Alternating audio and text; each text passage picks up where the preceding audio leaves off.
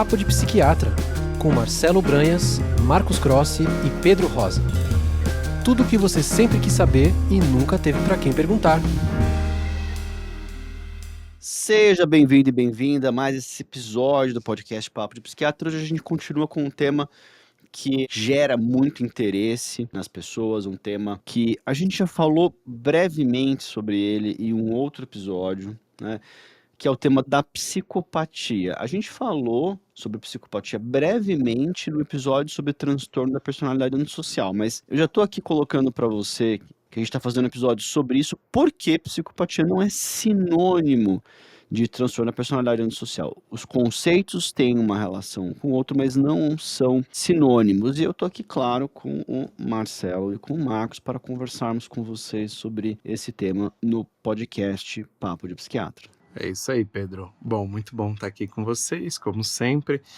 Como você bem falou, Pedro, são conceitos que têm uma intersecção. No entanto, são distintos, né? A gente até comentou no episódio de personalidade antissocial que o conceito, como está nas classificações atuais do transtorno de personalidade antissocial, engloba vários comportamentos. Então, ele é um pouco mais abrangente. E o conceito de psicopatia, nesse sentido, ele é um pouco mais restrito, porque ele tem alguns pressupostos. Então, começando um pouco sobre a definição, né? O que é psicopatia? Psicopatia é uma condição psiquiátrica que engloba elementos afetivos, ou seja, falta de empatia, frieza e superficialidade emocional, elementos interpessoais de grandiosidade, manipulação das outras pessoas, isso é frequente, algumas escolhas de vida ou mais características de um estilo de vida marcado por irresponsabilidade, impulsividade, e as características antissociais mesmo, de comportamentos antissociais no sentido de desrespeito por regras, por leis sociais. Agora, como a gente vai falar ao longo do episódio, não é que você precisa ter todas essas características e não é que todo psicopata ele é igual, obviamente. A gente até vai falar um pouquinho de psicopatas com capacidades cognitivas diferentes, eles têm um comportamento diferente. E vale a pena também frisar o quê? Que muita gente fala, mas e a sociopatia? E o resumo do resumo é que sociopatia é um termo cada vez mais em desuso, não é um termo assim, oficial, usado mais.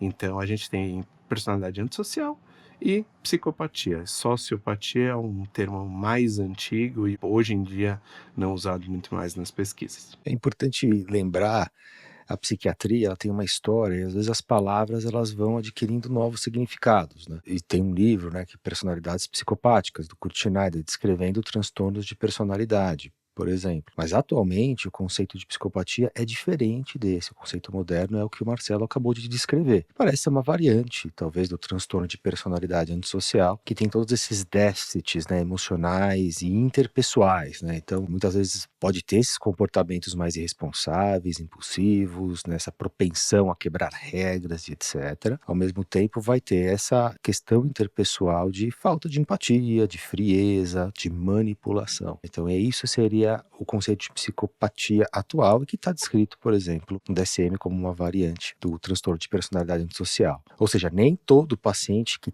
preencha critério para transtorno de personalidade antissocial vai ter psicopatia, tá? E talvez uma maioria dos pacientes que eventualmente preencham critério para psicopatia preencha para antissocial. Talvez não 100% também. E outra coisa que é importante dizer é que antissocial, às vezes a gente usa no dia a dia como alguém que não gosta de se relacionar com os outros, que fica em casa, então é diferente também. Então é importante lembrar que não é isso que a gente está falando. A gente está falando de um transtorno de personalidade grave, que está associado a muitos comportamentos impulsivos e problemas sociais, tá? Então, lembrando um pouco dessa questão de denominação, de linguagem, que é importante a gente lembrar. E muitas vezes, algo que é muito importante também lembrar é que isso vai ter uma implicação muito grande do ponto de vista de prognóstico e tratamento, assim como a gente vai falar para vocês hoje, né? Então, por exemplo, surgiram tratamentos para transtorno de personalidade antissocial. Agora, por um outro lado, para psicopatia, é um pouco mais difícil, um pouco mais complicado. Então, por isso que é importante a gente conseguir diferenciar entre esses dois quadros. O Marcos lembrou muito bem aí do Kurt Schneider, que construiu a ideia de personalidades psicopáticas como qualquer forma de personalidade patológica. E ao longo do tempo, até pelo trabalho de dois psiquiatras, o Cleck e o Harry, escreveram 2 livros que são bastante famosos, né, para a descrição dessas pessoas que tinham, de certa maneira, uma máscara de sanidade externa, porém apresentavam um funcionamento profundamente transtornado internamente, né? Essa máscara de sanidade, que é o título do livro do Cleck, né, descreve ali um grupo de pessoas. Qual que é uma questão dessa descrição, assim como a descrição do Harry, Harry quer dizer H-A-R-E, que ele criou uma escala, né, para descrever um checklist de psicopatia. Concretamente, isso influenciou muito o diagnóstico de transtorno de personalidade antissocial do DSM. Não é exatamente a mesma coisa, mas o que tem em comum nesses 3 construtos são uma descrição bastante heterogênea do comportamento humano. E quem ouve o podcast vê que a gente fala muito do Big Five, eu pessoalmente raciocino clinicamente através do Big Five. O Big Five ele permite que a gente analise os construtos de maneira homogênea. Porque se não for homogêneo, a gente começa a misturar, como diria minha avó, alhos com bugalhos. Então, por exemplo, se você pega lá o checklist de psicopatia do Harry e ele começa a falar sobre, por um lado, aspectos de baixa conscienciosidade, que pode ter uma apresentação específica de baixa conscienciosidade, como o Marcos falou, muita irresponsabilidade, indiferença às consequências do seu comportamento em relação aos outros, de irresponsabilidade e baixa amabilidade. A gente tem episódios sobre isso, né? Sobre baixa amabilidade. A gente tem episódios que a gente fala de MBT, da personalidade antissocial. Vocês podem analisar isso bastante lá, episódio até recente. Só que é interessante dizer que muitos pacientes têm baixa conscienciosidade sem ter essa baixa amabilidade, que seria um profundo desrespeito pelo outro, uma sensação de direito de explorar o outro, de extrair do outro coisas que são do outro, de agredir o outro por vezes, de destruir o outro, né? Porque alguns psicopatas são homicidas, né? A maior parte deles não é, mas muitos são. Ou seja, a gente vai ter esses 2 construtos muito diferentes. Será que é sábio misturar essas 2 coisas? Quando os estudos com Big Five nessa área de conhecimento foram feitos, claramente o conceito geral de psicopatia que as pessoas têm e que deve ser o construto central, ele está situado em baixa amabilidade. É um desrespeito pelo outro como ser humano, é não considerar que o outro é um sujeito de direito tal qual si próprio, e assim por diante como eu descrevi. Então a ideia é a gente analisar separadamente. Eu sempre falo nas aulas uma comparação, e não é mais spoiler, porque a série tem muitos anos. Se você não assistiu, você deveria ter assistido, que é Breaking Bad. É uma série muito interessante, porque tem dos 2 personagens mais importantes, que é o Walter White e Jesse Pinkman, eles são, parece que, pessoas muito opostas, né? O Jesse é desorganizado, uma vida meio solta, purposeless, não tem, fica drifting, ele não tem um foco. E o Walt é o cara certinho, obsessivo, minucioso, atento a detalhes, enfim. Mas qual deles que tem o que a gente poderia dizer de um comportamento psicopático? É o Walter. Né? O Jesse, ele sofre enormemente por umas... Eu sei que o Jesse ele se meteu com crimes, mas nem todo criminoso é psicopata ou que sequer tem personalidade antissocial. Mas o Walt, que é um indivíduo que é destemido, vai se tornando destemido, né? O nome da série é justamente isso, Breaking Bad, né? É o Walt, mas o Walt ele é muito consciencioso. Então quebra um pouco essa premissa de que todos os psicopatas vão ser pessoas desorganizadas, com uma vida solta, sem vínculos, não estou dizendo que vínculos íntimos e saudáveis, mas sem estar ali estabelecido com relações com as outras pessoas, né? E a verdade é que muitos estão. Então a gente tem que descrever os construtos de maneira mais homogênea se a gente quiser chegar a algum lugar, né? Exato, Pedro. Acho que isso que você falou levanta um excelente ponto de que... Bom, por isso que esses conceitos dimensionais que a gente tanto fala de personalidade ajuda a gente a construir uma figura mais completa, né? Desses quadros, porque é óbvio, né? Não é todo indivíduo ou antissocial ou psicopata que é igual. E, inclusive, quer dizer, se a gente for ver, o próprio Cleckley, que é esse que escreveu esse livro que vale a pena ler, muito interessante, sobre a máscara da sanidade, ele fala, se não me falha a memória, de uns 15 prototipos de psicopatas, ou seja, há várias combinações, assim, se você for usar a escala que ele construiu. Então, tem todos esses tipos tipos. Inclusive, no final do livro dele, ele coloca até pessoas que seriam, assim, semi-psicopatas, por assim dizer, que têm características psicopáticas, mas não fecham completamente. Daí coloca alguns profissionais bem-sucedidos, por exemplo. Então, eu acho que uma coisa que a gente tem que pensar é nessa visão dimensional, acho que ajuda bastante nesse caso. Agora, coisas que são então muito comuns. Em inglês eles falam de boldness, o Pedro falou, é mais assim, de você ser muito destemido, não ter medo das consequências. Na verdade, isso faz com que muitos psicopatas, às vezes mesmo com alto grau de conscienciosidade, no final, bom, se ferrem, né? No sentido de que uma hora acumula-se tantas coisas arriscadas que eles fazem, que eles muitas vezes acabam sendo pegos mesmo. Às vezes demora, mas enfim. E essa crueldade, falta de empatia. Então, isso são características que prejudicam muito o convívio social.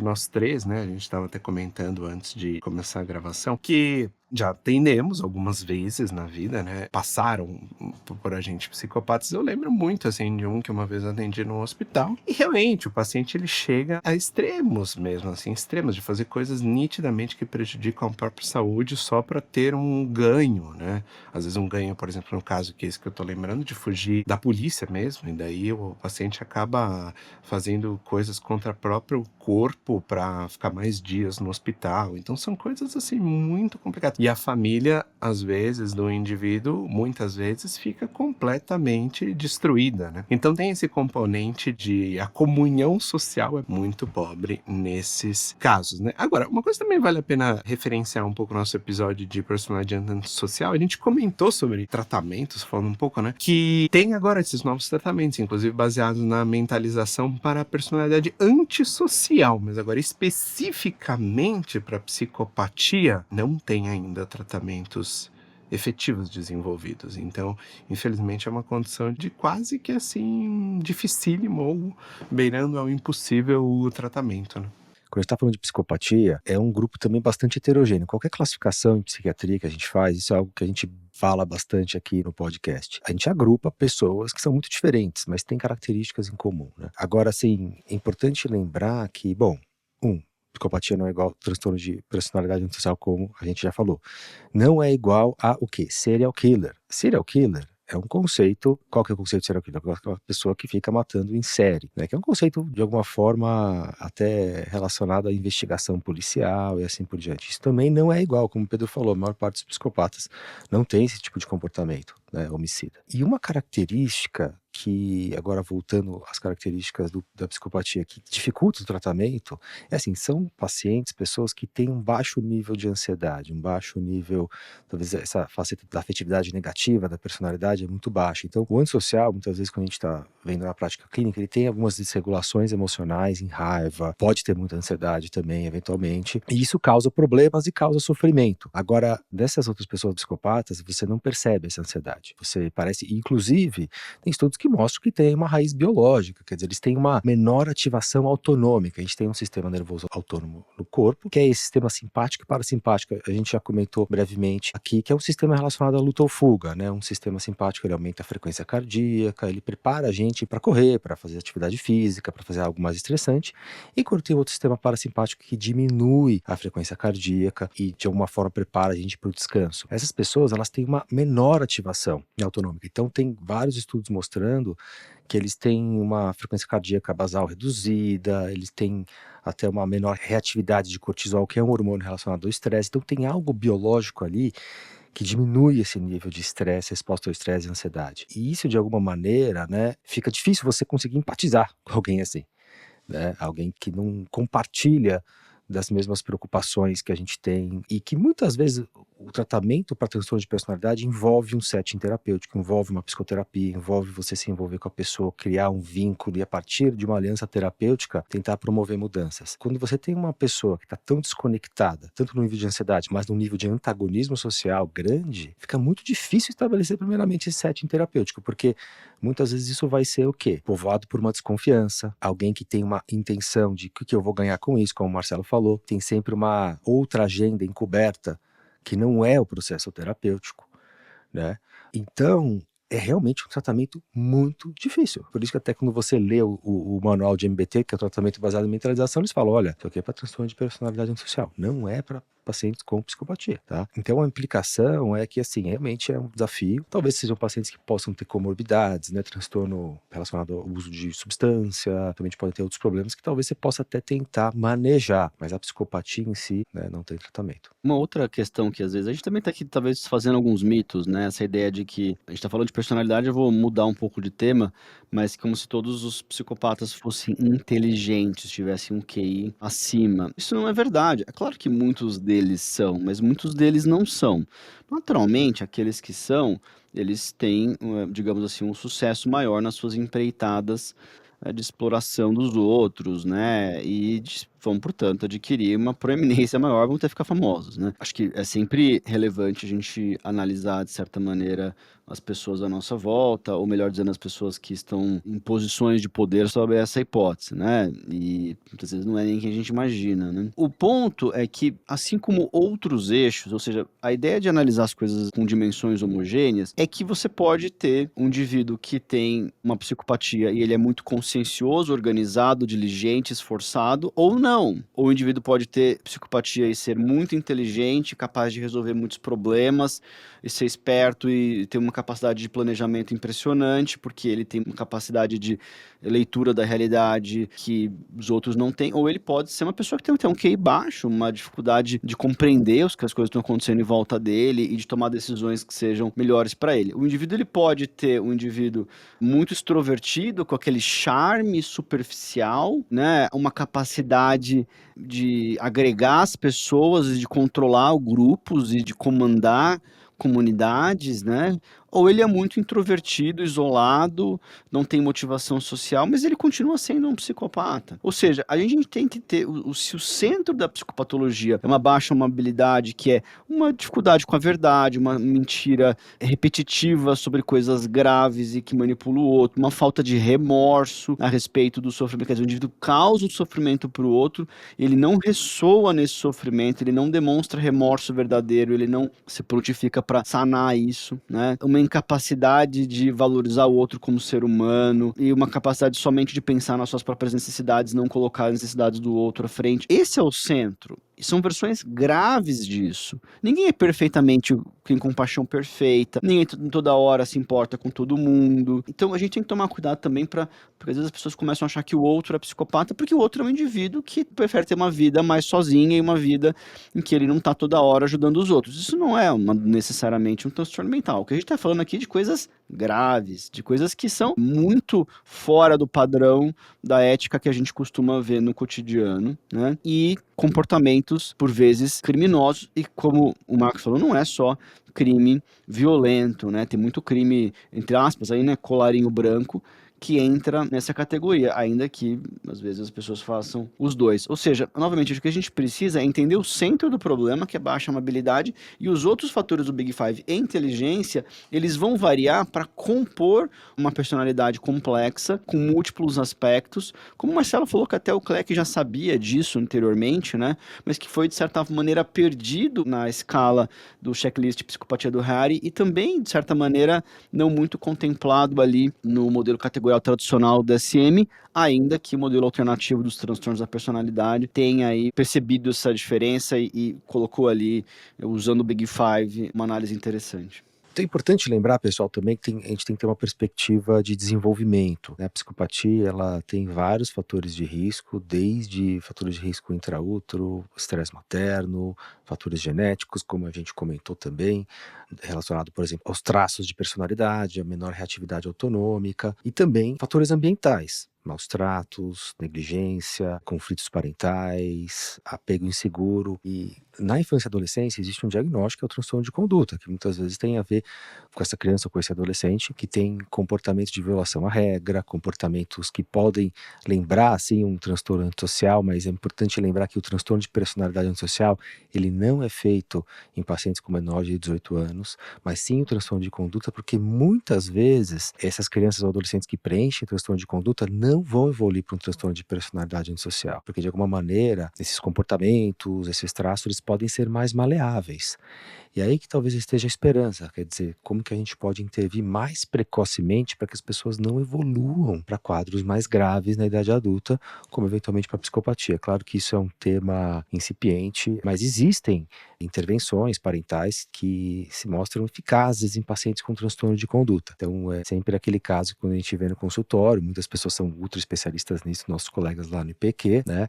E, por exemplo, Mauro Vitor, a Luísa Sugaia, muitas vezes você trata comorbidades, né? Então, são pacientes que podem ter um TDAH, por exemplo, uma comorbidade com TDAH, tem tratamento psiquiátrico, mas também vai ter essa intervenção parental que tem muito a ver aí com como que você consegue, vamos dizer, reforçar ou não reforçar esses comportamentos desadaptativos e responsáveis e de alguma maneira fazer com que essas pessoas se integrem um pouco mais com seus pares, com seus pais e assim por diante, né? Então, é importante lembrar disso. Eu acho que talvez uma perspectiva de prevenção e intervenção precoce é importante. Mas realmente, quando tem a psicopatia já desenvolvida na idade adulta, ainda não existem tratamentos comprovados que sejam, vamos dizer, eficazes do ponto de vista de sintoma e de como prevenir problemas que esses pacientes podem causar.